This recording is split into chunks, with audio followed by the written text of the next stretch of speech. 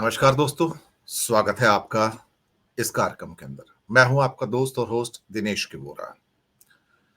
बात करेंगे आज झारखंड के अंदर गोड्डा के थर्मल पावर प्लांट की जो अडानी साहब का है। दरअसल ये प्लांट अपने आप में शुरुआत से ही अजूबा था। 2018 के आसपास इसकी बातचीत चल रही थी।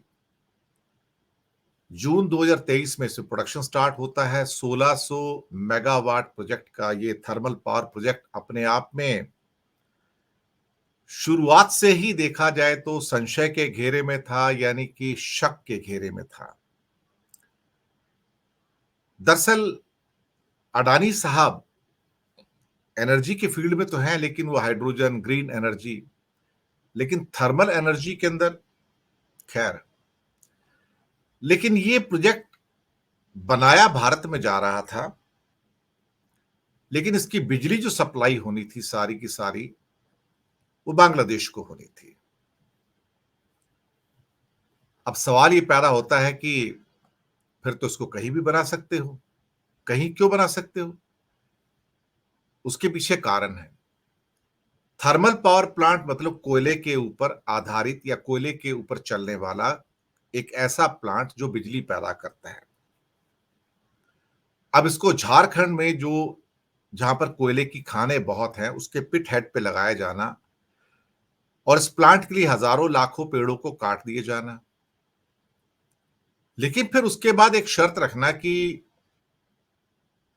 यहां पर जो कोयला इस्तेमाल किया जाएगा वो झारखंड का कोयला नहीं होगा।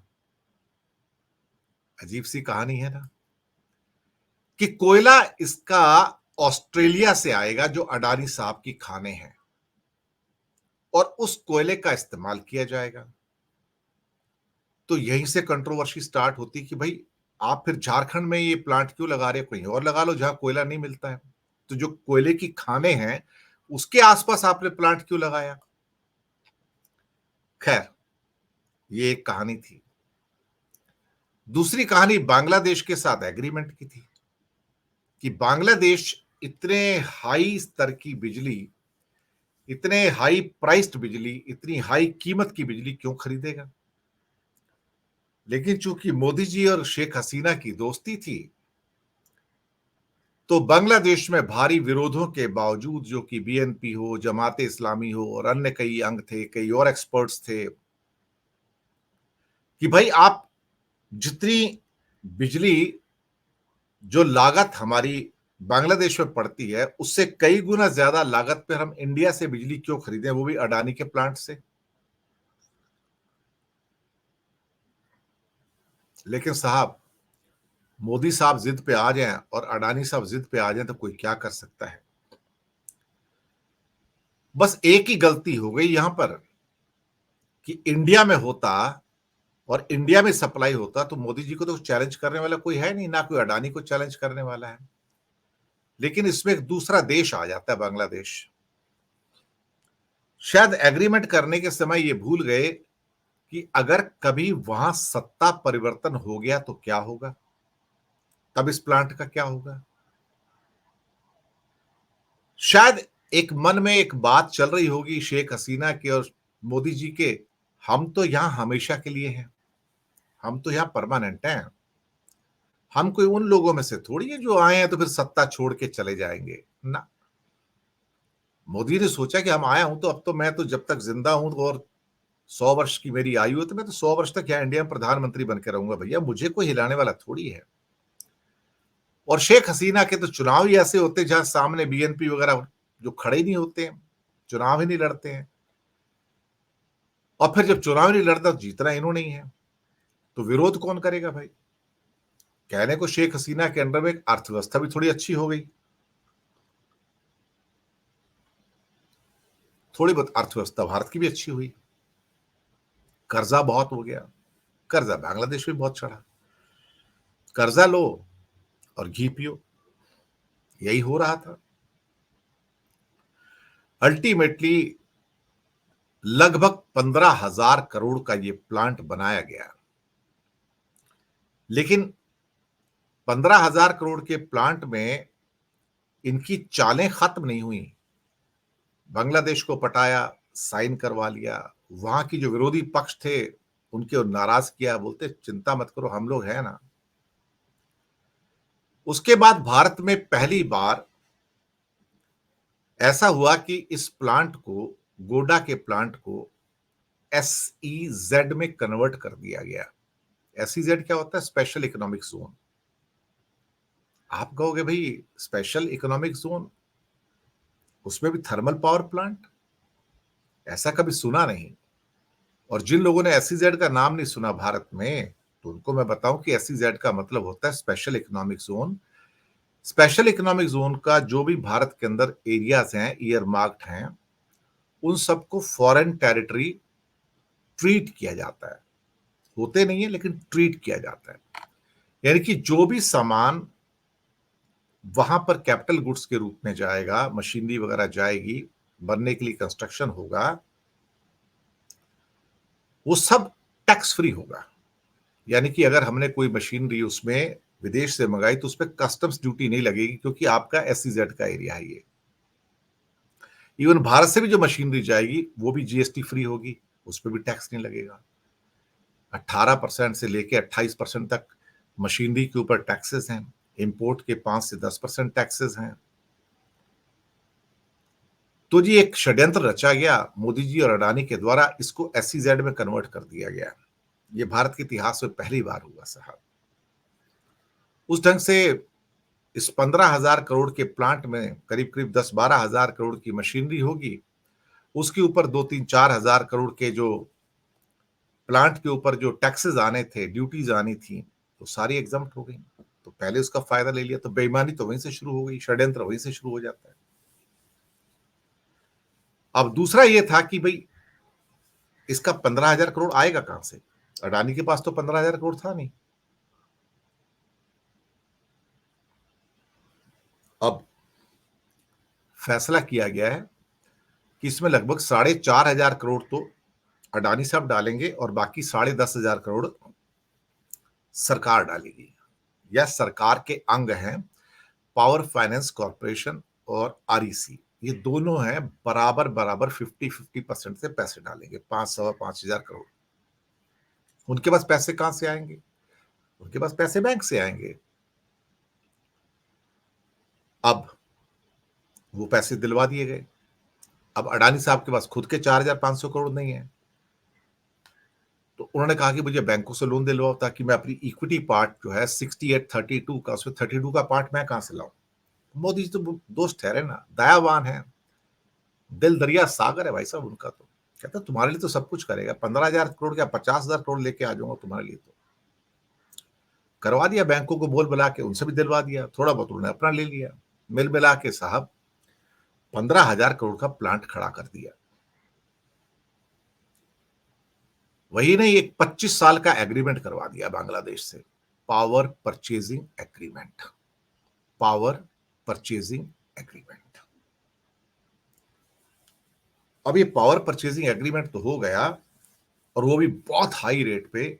यानी कि सीधा सवाल था कि बांग्लादेश को चूना लग रहा है, अच्छा खासा। 2 रुपए की चीज 5 रुपए में बेची जा रही है, या 10 रुपए की चीज 30 रुपए के अंदर बेची जा रही है।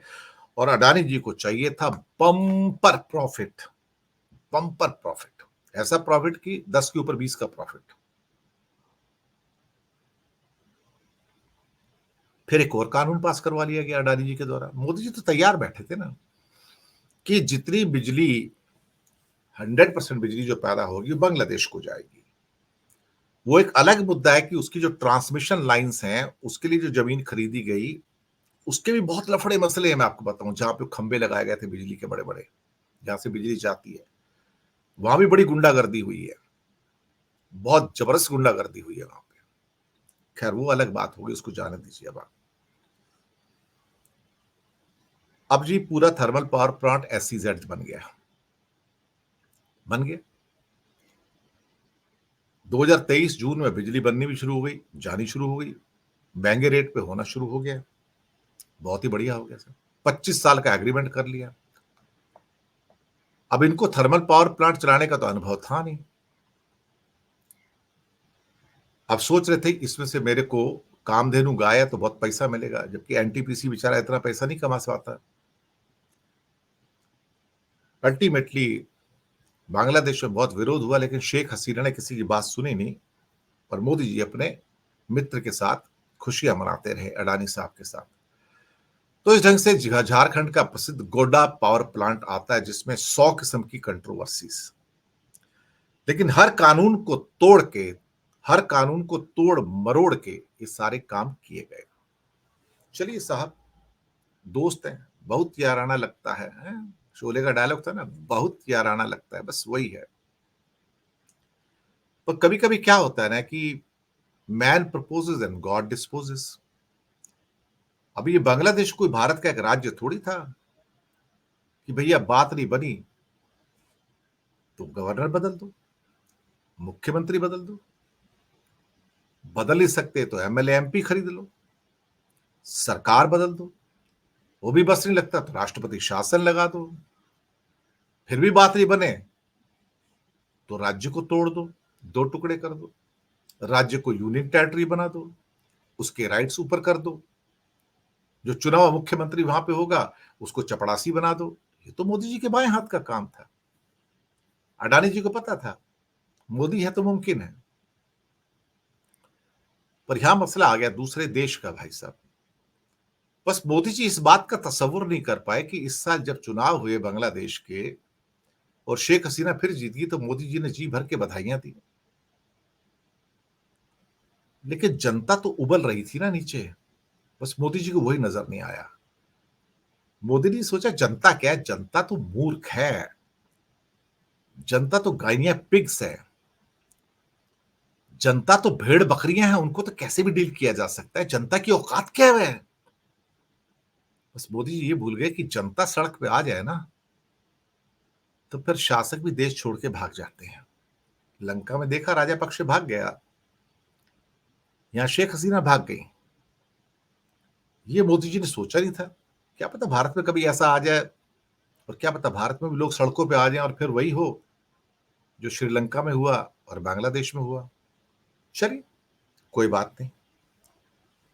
अब सवाल यहां पर यह था दोस्तों कि प्लांट बन गया, प्रोडक्शन भी स्टार्ट हो गया, और शुरुआत से सारे के सारे एक्सपर्ट कह रहे थे कि this is very very expensive plant, ये तो भाई आपको प्रॉफिट दे ही नहीं सकता।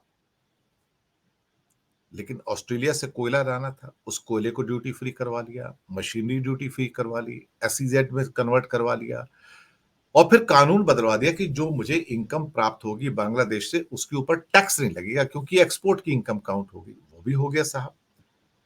इस लेवल का मैनिपुलेशन कौन कर सकता है साहब? मोदी और अडानी कर सकते हैं मिलकर, और कौन कर सकता है साहब? क्या बाकी धार भारत के थर्मल पावर प्लांट्स को ये इजाजत है? नहीं। चलिए, एक्सपोर्ट की इनकम भी टैक्स फ्री हो गई, कस्टम ड्यूटी है मशीनरी के ऊपर बच गई, जीएसटी भी बच गया मशीनरी के ऊपर, कोयला आ रहा है रॉ मटेरियल के रूप में, उसकी भी कस्टम ड्यूटी बच गई, सब कुछ तो बचा लिया, तो बम्पर प्रॉफिट है साहब। अब अगला सवाल जो सबसे अहम, man proposes and God disposes. अब यहां पर क्या होता है साहब कि शेख हसीना की सरकार गिर जाती है। शेख हसीना की सरकार गिरती है तो एक साल के अंदर अंदर सिर मुड़ाते ओले पड़ गए। अडानी साहब भागते भागते मोदी जी के पास जाते, मुझे बचाओ, मैं तो मर गया, अब तो बिजली तो बांग्लादेश लेने वाला है नहीं, अब मैं क्या करूं, मैंने तो 15,000 करोड़ का पूरा प्लांट खड़ा कर लिया, मेरे ऊपर तो इतना कर्जा भी हो गया, ब्याज भी आता, मैं कहां से दूंगा इतना पैसा। तो मोदी जी कहते घबरा क्यों रहे, मैं हूं ना, मैं फैसला कर लूंगा, तू एक काम करना, बिजली भारत को बेच दे, बांग्लादेश को क्यों बेचता है, मैं नेशनल ग्रिड से कह दूंगा तेरे को बिजली ले लेगा तेरा। बोलते यहाँ तो रेट नहीं मिलेगा, कहता है रेट तो वही मिलेगा ना अल्टीमेटली तेरे को जो हम बाकी लोगों से खरीद रहे हैं, एनटीपीसी जिसकी जो बिजली है ग्रिड में जाती है जिस रेट पे उसकी आती है, बाकी तो उसी रेट से तेरी बिजली भी आएगी। बोलता मेरा तो प्रॉफिट है ही नहीं इसमें। कहता हाँ, अब क्या किया जाए, अब तेरे को ज्यादा रेट तो मिल नहीं सकता ना। रोना चिल्लाना शुरू हो गया। अब एग्रीमेंट में देखा तो पता लगा उसमें लिखा ही नहीं कि आप भारत में बिजली बेच सकते हो। 12 अगस्त की रात को, आजादी से 3 दिन पहले, आधी रात को बैठ के एक नोटिफिकेशन, एक मीमो सर्कुलर जारी होता है, शानदार सर्कुलर जारी होता है। और उसके अंदर नई नई चीजें लिखी आती हैं। लिखा आता है कि पावर मिनिस्ट्री के एक मेमो में पड़ोसी देश को पावर की सप्लाई करने वाले जनरेटर बिजली कंपनी यानी कि गोडा प्लांट अडानी, उसको कंट्रोल करने वाले 2018 की गाइडलाइंस में अमेंडमेंट यानी कि संशोधन कर दिया गया है। अभी भारत में केवल एक ऐसा प्लांट है गोडा का अडानी का जो अपने पड़ोसी देश को 100% पावर एक्सपोर्ट करने के एग्रीमेंट के अंतर्गत आता है और यह प्लांट है अडानी पावर का 1600 मेगावाट का गोडा प्लांट। यानी कि अब यह प्लांट जो है नए अमेंडेड टर्म्स के अनुसार अब भारत में भी बिजली बेच सकता है और इसको अडानी ग्रुप ने 2023 में भारत और बांग्लादेश की कोऑपरेशन का एक शाइनिंग एग्जाम्पल कहा था और शेख हसीना जी से मुलाकात की थी। अब शेख हसीना के जाते ही अडानी को ना सीधा 11,000 वोल्ट का झटका लगा साहब। 11,000 वोल्ट का झटका लगा है। छोटा मोटा नहीं है, बहुत बड़ा है ये। अब बिक तो जाएगा तो लोन कौन चुकाएगा भैया? अब तो लफड़ है। अब ये एसईजेड भी नहीं रहेगा क्योंकि एसईजेड में ऑब्लिगेशन है, इतने का एक्सपोर्ट कर रहे हैं, आपको इतनी छूट मिली आपको एडवांस लाइसेंस के अंदर।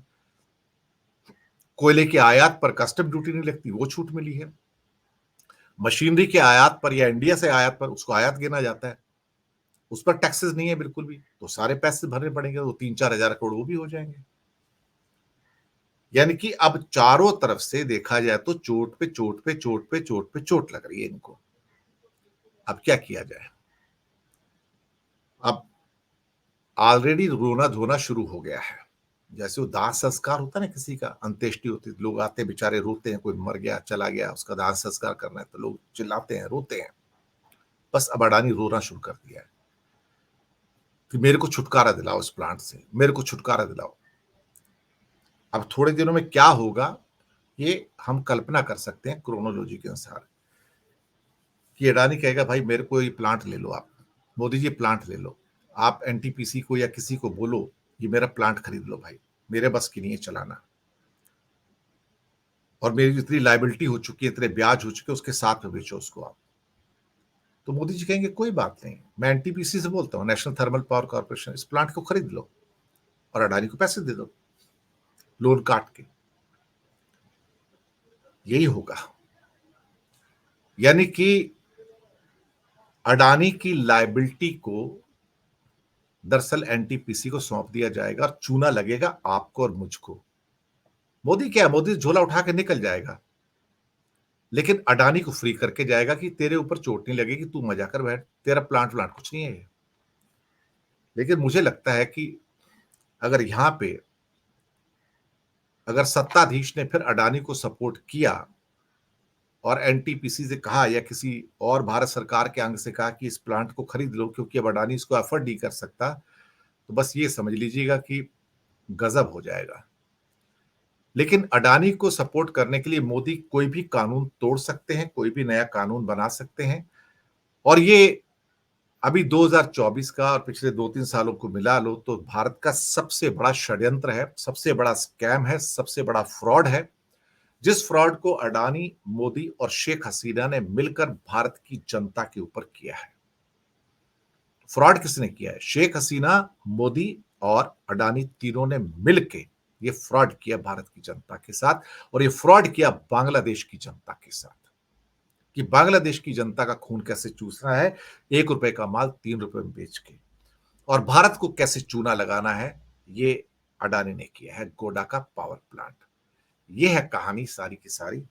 अब इससे ज्यादा मैं कुछ नहीं कहूंगा, आप खुद सोचिए कि किस ढंग से भारत को भी चूना लगाया, बांग्लादेश को भी चूना लगाया, लेकिन मोदी ने सिर्फ अडानी को फायदा दिया, लाखों पेड़ काट दिए, और उसके साथ ये सारी जो कहानी निकल के आई है कि बैंकों का पैसा डूबेगा, पावर फाइनेंस कॉर्पोरेशन और आरईसी जहां से 10,000 करोड़ से ज्यादा का लोन दिलवाए गए उनका पैसा डूबेगा, नुकसान देश का होगा, लेकिन मजा अडानी करेगा, मलाई अडानी खाएगा। बस यही कहानी है सारी की सारी। बहुत बहुत शुक्रिया आप सबका।